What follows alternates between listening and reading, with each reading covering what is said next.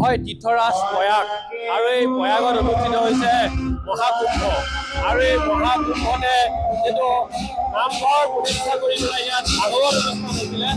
অখণ্ড ভাগৱত অনুষ্ঠান আৰু অখণ্ড ভাগৱতৰ যি কাৰ্যসূচী আজি শেষ হৈছে সামগ্ৰিক পৰিৱেশ দেখুৱাইছো গংগাৰ পাৰত 7 দিনীয়া যি ভাগৱত আছিলে এই ভাগৱত কাৰ্যসূচী আজি শেষ হোৱা দেখুৱাইছো সামগ্ৰিক পৰিৱেশ এয়া হৈছে গংগাৰ পাৰ আৰু এই গংগাৰ পাৰত আচলতে নৈমিষা অৰণ্যলৈ পৰ্যবেক্ষিত হৈছিলে আৰু সেই গংগাৰ পাৰত যি ভাগৱত অনুষ্ঠান আছিলে সেই ভাগৱত অনুষ্ঠান আজি শেষ হৈছে মই সামগ্ৰিক পৰিৱেশ দেখুৱাইছো আৰু সকলো আচলতে ইয়ালৈ সত্ৰাধিকাৰ লগতে ভকত বৈষ্ণৱসকল আহি উপস্থিত হৈছে বিভিন্ন ঠাইৰ সাধু সন্যাসীসকল আহিছে মই দেখুৱাইছো সাধু সন্যাসী সকলো এই নামঘৰত উপস্থিত হৈ যি ভাগৱতৰ কাৰ্যসূচীত অংশগ্ৰহণ কৰিছিলে মই সামগ্ৰিকভাৱে দেখুৱাইছো এয়া হৈছে 7 দিনীয়া যি অখণ্ড ভাগৱত সামৰণি পৰিছে আধ্যাত্মিক ৰসৰে বিধৌত হৈছে এই প্ৰয়াগৰাজ আৰু এই প্ৰয়াগৰাজতে যি ভাগৱত অনুষ্ঠান হৈছিলে সেই ভাগৱত অনুষ্ঠান সামৰণি হৈছে তাৰ সামগ্ৰিক পৰিৱেশ দেখুৱাই আছো মই প্ৰতিজন দৰ্শকসকলক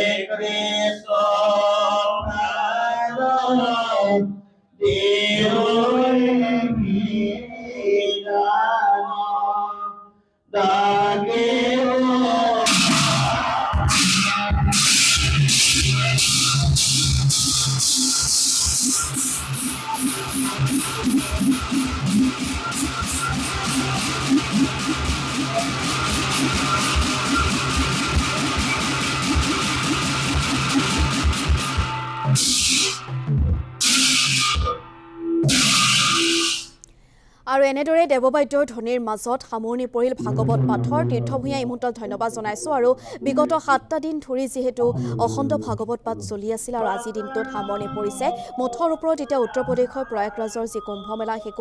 কুম্ভমেলাত বা গংগাৰ পাৰত এক প্ৰকাৰ গুৰু দুজনাৰ যি সৃষ্টিৰাজি সেয়া উজলি উঠা পৰিলক্ষিত হৈছে তাৰে পৰিৱেশ আমি আপোনালোকক কিছু দেখুৱালোঁ লীলায় হৰিলা পৃথিৱীৰ মহাভাগ